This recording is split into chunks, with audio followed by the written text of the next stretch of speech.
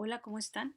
Soy la doctora Marisela García Hernández y vamos a continuar con el tema de enzimas, pero en esta ocasión vamos a hablar un poco de lo que es la cinética de Michaelis-Menten y un poco al final de esta presentación acerca de la inhibición de las enzimas o la inhibición enzimática.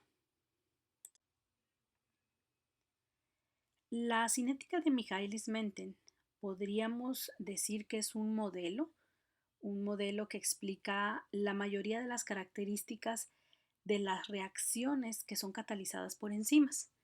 Y como ya lo hemos revisado, ustedes también ya lo han revisado en el tema pasado, la cinética de Michaelis-Menten se enfoca precisamente en el efecto que tiene la concentración del sustrato en la velocidad de reacción, es decir, cómo puede variar la velocidad de una reacción que es catalizada por una enzima con respecto a la concentración de sustrato. Y ustedes lo pueden ver en la imagen que se encuentra en la diapositiva, que está representado por esa ecuación o ese modelo, que es la velocidad es igual a la velocidad máxima de la reacción por la concentración del sustrato sobre la Km que es una constante, precisamente la constante de Michaelis-Menten, dado por el nombre de estos científicos e investigadores, más la concentración del sustrato. Y entonces precisamente este modelo o esta ecuación llevó a una serie de suposiciones que están descritas a continuación. La primera de ellas es en relación a las concentraciones relativas tanto de la enzima como del sustrato. Acuérdense que el enfoque de la cinética de Michaelis gira alrededor de la concentración del sustrato, es decir, conforme se incrementa la concentración del sustrato, también se va a ver afectada la velocidad de reacción y se va a incrementar esta velocidad de reacción. Y entonces, hablando de la primera suposición en relación a la concentración tanto de enzima y de sustrato, nos dice o nos asevera que la concentración del sustrato es mucho mayor, ¿verdad?, que la concentración de la enzima, de tal manera que la concentración del sustrato que está unida en el sitio activo en la enzima en cualquiera de los momentos, pues siempre va a ser pequeño, ¿verdad? Precisamente porque la concentración del sustrato pues es mucho mayor. La segunda suposición va en relación al estado estacionario. Y aquí nos dice que la concentración del complejo, ¿se acuerdan? El complejo enzima-sustrato no cambia con el tiempo. Es decir, se va a mantener de una forma estacionaria. ¿En relación a qué? A la velocidad de la formación de este complejo, que va a ser igual en estas condiciones al rompimiento del complejo. Entonces, por lo tanto, las reacciones van a tender a estar en equilibrio.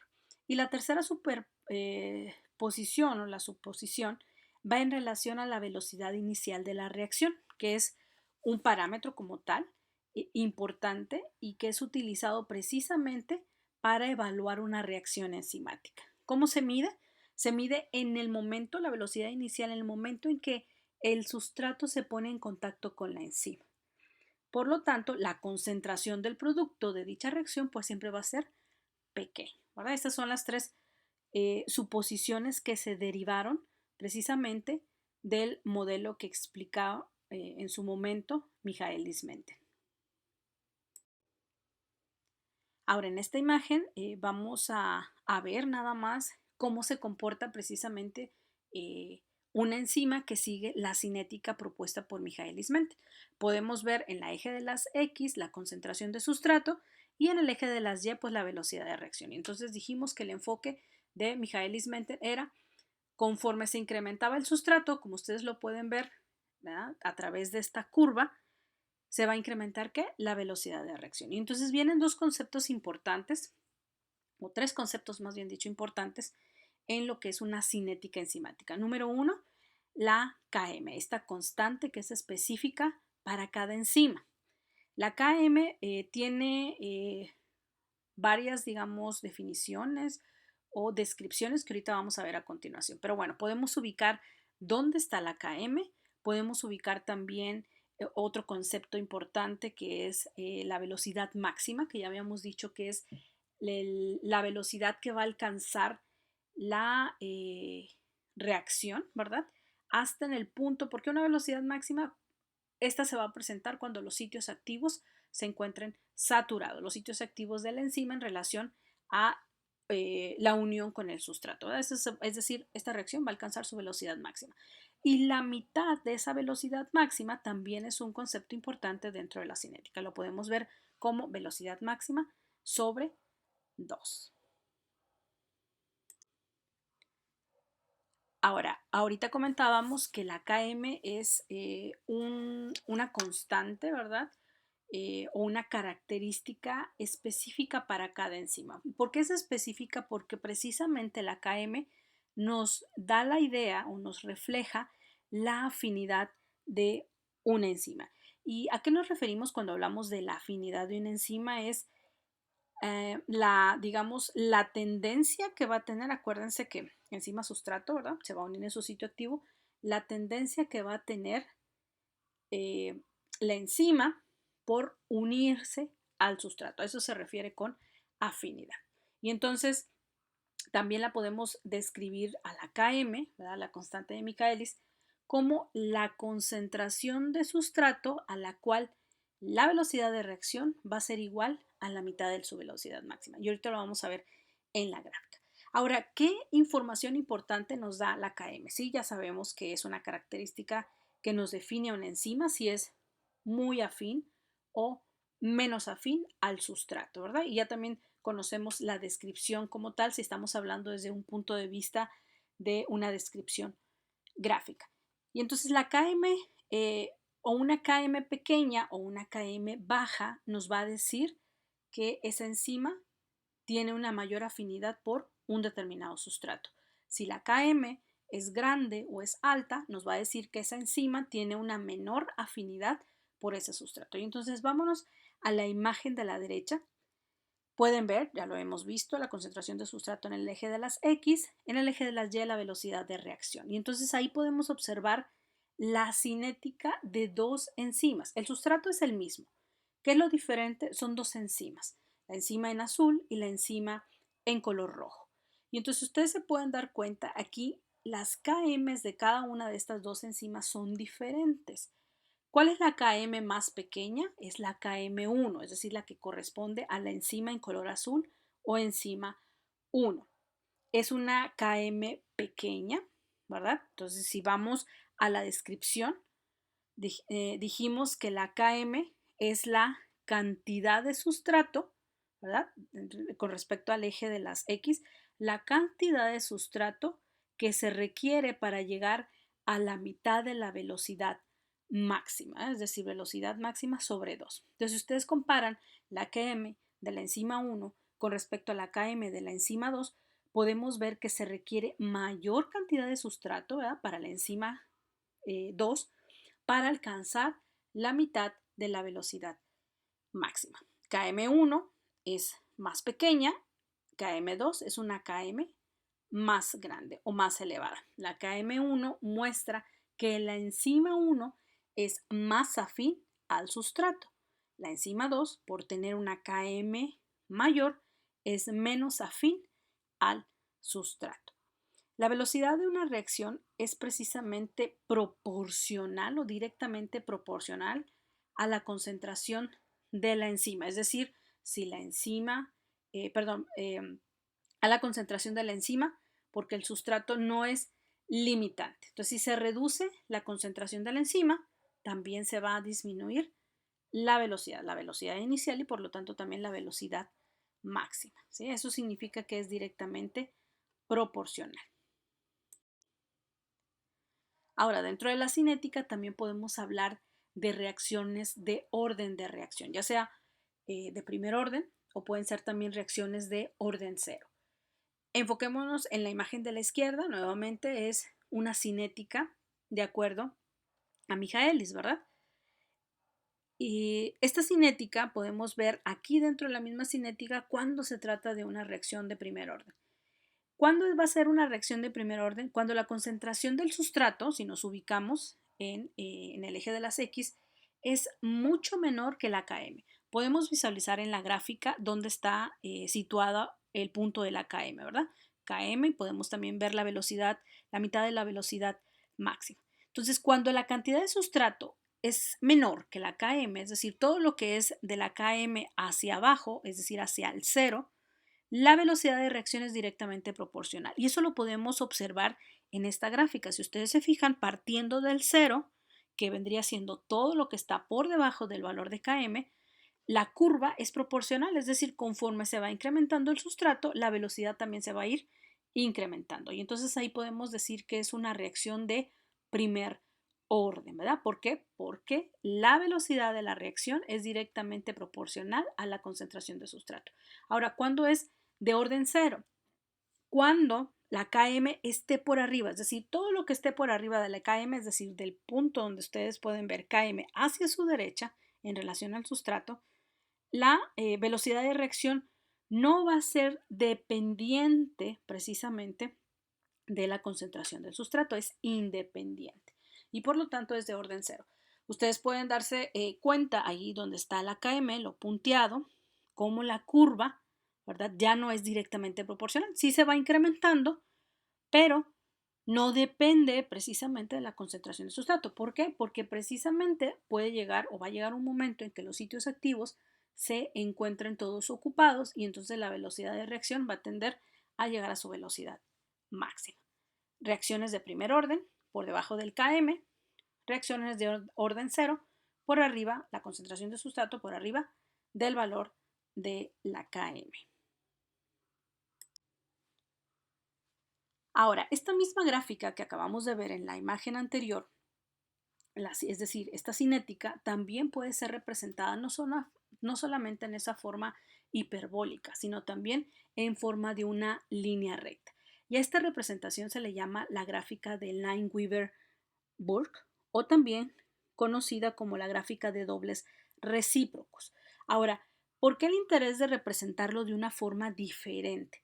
Precisamente porque, si ustedes se fijan, llega un momento, sobre todo en las gráficas presentadas anteriormente, en las cuales no siempre es posible determinar cuándo se ha alcanzado la velocidad máxima. Se puede ver que se sigue incrementando, pero en realidad no podemos tener la certeza y es precisamente por la forma curveada que tiene precisamente la cinética, ¿sí? O debido precisamente a la pendiente ascendente que va tomando dicha curva. Y entonces, para, digamos, quitar ese problema, pues es más sencillo ver una representación en una línea recta, ¿verdad? Porque así puedes ver el incremento o el punto donde puede tener alguna intersección. Y entonces, ¿qué es lo que se hace en la gráfica de Lineweaver? Es simplemente una representación diferente en línea recta. Ustedes pueden ver en la parte superior izquierda el modelo de la cinética de Michaelis, velocidad es igual a velocidad máxima por la concentración de sustrato entre la Km más la concentración de sustrato, y entonces lo que se hizo fue ahí sacar los recíprocos. Uno sobre velocidad inicial es igual a el recíproco de cada uno de ellos, ¿verdad? De Km, sería Km sobre velocidad máxima por la concentración de sustrato, más la concentración del sustrato sobre la velocidad máxima por la concentración del sustrato. ¿Qué fue lo que se hizo aquí? Pues sacar un denominador común, ¿verdad? Del miembro que está al lado del signo de igual, ¿verdad? Y entonces, ¿cuál es el miembro o el denominador común? Pues es velocidad máxima, su recíproco, por la concentración del sustrato. Para finalmente dar origen a la ecuación de 1 sobre la velocidad inicial es igual a Km sobre la velocidad máxima por la concentración de sustrato más 1 sobre la velocidad máxima. Todos estos son cuestiones matemáticas que son básicamente los recíprocos del modelo o de la ecuación original. Y entonces, cada uno de estos recíprocos va a representar a uno de los elementos de la ecuación de una recta. Acuérdense de la ecuación de la recta es igual y es igual a x más b, o que es lo mismo, y es igual a mx más b, y cada uno de ellos ubicados, como lo pueden ver en la presentación, va a ser ubicado dentro de la recta, ¿verdad? Dentro de una gráfica. Y entonces podemos ver en el eje de las y representado 1 sobre la velocidad máxima, que representa precisamente la velocidad máxima. En el punto del eje de las x hacia la izquierda, en el lado negativo de las ejes de las x, vemos ahí menos 1 sobre Km, que representa el valor de Km, y vemos también aquí la pendiente, ¿verdad?, de una ecuación que está representado por A, que representa precisamente la Km sobre la velocidad máxima. Y esto es exactamente lo mismo, ¿verdad? Los recíprocos o la gráfica o la representación de Lineweaver-Burk, ¿verdad?, de la cinética de Michaelis-Menten. Vamos a ver lo que es la inhibición de la actividad enzimática. Entonces vamos a empezar definiendo lo que es un inhibidor. Un inhibidor, su efecto es disminuir la velocidad de una reacción. Puede ser cualquier sustancia que ocasione la reducción de la velocidad de una reacción catalizado por una enzima. Ahora, hay inhibidores considerados o clasificados como irreversibles. ¿Por qué irreversibles? Porque son sustancias que se unen a la enzima a través de enlaces covalentes y de esta manera no permiten la separación de la enzima y por lo tanto afectan lo que es su actividad. Dentro de también de los inhibidores irreversibles se encuentran una como subclasificación que son denominados suicidas porque también se generan enlaces covalentes. Pero estos enlaces covalentes son, digamos, formados o son inducidos propiamente por la enzima, haciendo que se generen estos enlaces y de la misma forma impidiendo que se recupere la actividad enzimática. Y por último se encuentran los inhibidores reversibles. Son precisamente reversibles porque la unión se da en función de enlaces no covalentes. Entonces estos fácilmente se pueden disociar y se puede recuperar la actividad de la enzima.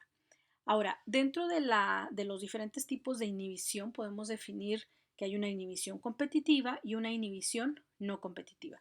La inhibición competitiva, como ustedes lo pueden observar en la imagen inferior izquierda, va a ser aquella en la cual la molécula o la sustancia va a competir, por eso es inhibición competitiva, por el mismo sitio activo en relación al sustrato, ¿verdad? Entonces, es decir, va a competir ¿con quién? Con el sustrato. Y de esta manera es el mecanismo de acción que va a llevar a cabo para poder inhibir la actividad enzimática. Ahora, la inhibición no competitiva también va a inhibir la actividad de la enzima, pero no va a competir con el sustrato, sino que el inhibidor, como en la imagen inferior derecha, va a competir por un sitio diferente al sitio activo, ¿verdad? Ese va a ser su mecanismo de inhibición. Ahora, vamos a ver cómo se representa o qué características podemos encontrar en una inhibición competitiva. Ya sabemos que una inhibición competitiva va a ser aquella en la cual la sustancia va a competir con el sustrato por el sitio activo. Y entonces en la figura o en la parte A de la figura tenemos la representación de la curva, ¿verdad? Y podemos ver en el eje de las X, ya sabemos, la concentración de sustrato, en el eje de las Y, la velocidad de la reacción. Y tenemos ahí dos curvas, una en color rojo y otra en color azul, que representan precisamente una reacción con inhibidor, que es la roja, inhibidor competitivo, y la misma reacción pero sin el inhibidor. Y vamos a comparar cómo se comportan estas dos reacciones, con un inhibidor y sin presencia del inhibidor. Y entonces, ¿qué característica tiene la inhibición competitiva en relación a los parámetros que hemos estado estudiando en función de la cinética de una reacción o de una enzima? Es que la inhibición competitiva, como ustedes lo pueden observar, las KMs van a ser diferentes y las velocidades iniciales, o en este caso la velocidad máxima o la mitad de la velocidad máxima, van a ser iguales, ¿verdad? ¿Por qué las KM son diferentes? ¿Por qué? Porque si ustedes recuerdan, la inhibición competitiva, como va a competir el inhibidor por el mismo sitio activo que el sustrato, en el caso de la reacción que nosotros podemos observar en rojo, que es con el inhibidor, se va a necesitar mayor cantidad de sustrato para poder ocupar los sitios activos. Y entonces, en el caso de la reacción con el inhibidor, su Km es mayor, ¿verdad? Siempre y cuando esté el inhibidor presente. Ahora, si no está el inhibidor, pues entonces obviamente su Km va a ser menor. ¿Por qué? Porque se va a necesitar menor cantidad del sustrato. La velocidad permanece igual. Y entonces nos vamos a la figura B, que es lo mismo que la figura A, pero la representación de Lineweaver. ¿Se acuerdan? La representación en forma de una recta. Y entonces ahí lo podemos visualizar mucho mejor. Podemos ver ahí que dijimos que en la inhibición competitiva, que permanece igual, las velocidades, la mitad de la velocidad máxima, ¿no? Las dos intersectan en el mismo punto, que quiere decir que las velocidades son iguales. Y en cambio, las Km, podemos ver en el eje de las X, en el lado negativo, que la Km en color de la línea recta en color rojo es mayor que la Km en comparación de la línea recta en color azul, que es la reacción sin inhibidor. Ahora, una inhibición competitiva se puede revertir siempre y cuando se incremente la concentración del sustrato. Es decir, se incrementa la inhibición del sustrato y entonces se puede llegar a inhibir este tipo o se puede revertir este tipo de inhibición, incrementando la concentración de sustrato. Ahora, un ejemplo, ¿verdad?, más palpable de lo que es una inhibición competitiva lo podemos ver con un fármaco denominado estatinas. Las estatinas son un tipo de medicamentos, hay desde pravastatina, atorvastatina, todas ellas pertenecen a esta familia de las estatinas, que son fármacos que se utilizan para disminuir los niveles de lípidos en sangre, es decir, en pacientes considerados como o que tienen hiperlipidemias. Entonces son fármacos que disminuyen específicamente el nivel de colesterol. Ahora, ¿qué enzima, ¿verdad?, en este caso este inhibidor, las estatinas, eh, sobre qué enzima actúan? Sobre una enzima denominada HMG-CoA reductasa, hidroximetilglutaril CoA reductasa. Esta enzima es importante porque es una enzima que participa en la síntesis del colesterol. Y entonces, si estamos hablando que este tipo de pacientes tienen niveles elevados de colesterol, al indicarle estatina, un inhibidor competitivo, ¿qué va a hacer? Va a competir, ustedes lo pueden ver en la figura. La pravastatina es un inhibidor competitivo, es un fármaco que estructuralmente se parece al sustrato, entonces de esta manera va a competir con el sitio activo, inhibiendo la actividad enzimática o reduciendo la actividad enzimática, de la hidroximetilglutaril CoA reductasa y por lo tanto disminuyendo la síntesis de colesterol. Y si disminuye la síntesis de colesterol, pues se van a disminuir los niveles de lípidos en sangre de este tipo de pacientes. Este es un ejemplo muy característico de la inhibición competitiva. Ahora, el otro tipo de inhibición es la inhibición no competitiva. Va a haber inhibición, pero la molécula o la sustancia no compite con el sitio o por el sitio activo con el sustrato. Y entonces en la gráfica de la izquierda podemos ver qué características tiene la inhibición no competitiva. Aquí la Km va a ser la misma, ya sea con inhibidor o sin inhibidor. ¿Por qué es la misma? Porque se requiere en ambos, o sea, no afecta la concentración de sustrato, porque no se está compitiendo con él para unirse o para inhibir precisamente la actividad de esta enzima. ¿Qué es lo que sí difiere? Las velocidades. Y nos vamos a la figura B. Podemos ver ahí el punto, ¿verdad?, de la Km, el punto de intersección en el eje de las X del lado negativo, que convergen tanto la línea en verde, que es el inhibidor no competitivo, con la línea en azul, ¿verdad?, que es la misma reacción pero sin el inhibidor. Entonces, es decir, sus Km permanecen iguales en comparación de las velocidades, que podemos verlo en el eje de las Y, tanto la velocidad en el inhibidor no competitivo con respecto al sin inhibidor. Entonces, en la inhibición no competitiva, lo que permanece igual son la Km y lo que va a ser diferente son las velocidades o la velocidad de reacción. Ejemplo de inhibición no competitiva lo tenemos con el oxipurinol. El oxipurinol es un metabolito producido como intermediario a partir del alopurinol. El alopurinol es un fármaco que es utilizado o que está indicado en pacientes que tienen niveles elevados de ácido úrico, es decir, que tienen hiperuricemia. Ahora, el ácido úrico es el producto final de una vía de catabolismo, específicamente del catabolismo de las purinas. Y entonces, aunque no vamos a ver como tal ahorita cuál es la causa de las hiperuricemias, etcétera, el enfoque de esta información o con respecto al oxipurinol es que precisamente el oxipurinol es un inhibidor no competitivo.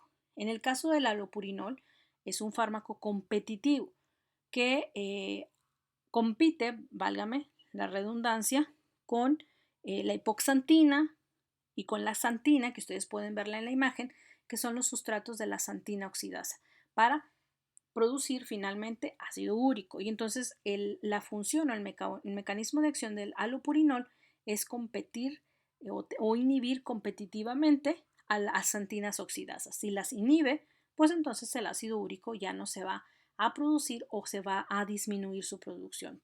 Y de esta forma bajando los niveles de ácidos úricos o las hiperuricemia presentes en estos pacientes. Ahora, el oxipurinol es un ejemplo de inhibidor no competitivo. Número 1 proviene del alopurinol. Al parte del alopurinol se convierte en oxipurinol y este oxipurinol inhibe también a la xantina oxidasa, pero no se une al sitio activo como lo hace el alopurinol. Pero reduciendo o inhibiendo también a la xantina oxidasa va a hacer que disminuya la concentración de ácido úrico, ¿verdad? Es decir, inhibición no competitiva.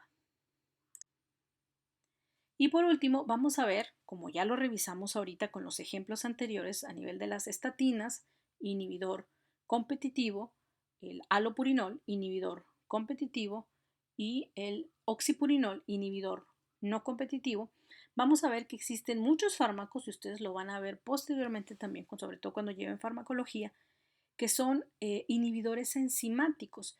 Ejemplos de algunos de estos fármacos los voy a mencionar como son los antibióticos, la amoxicilina, la penicilina, que seguramente ustedes ya los conocen, y cuya función es inhibir enzimas que están, por ejemplo, implicadas en la síntesis de la pared celular.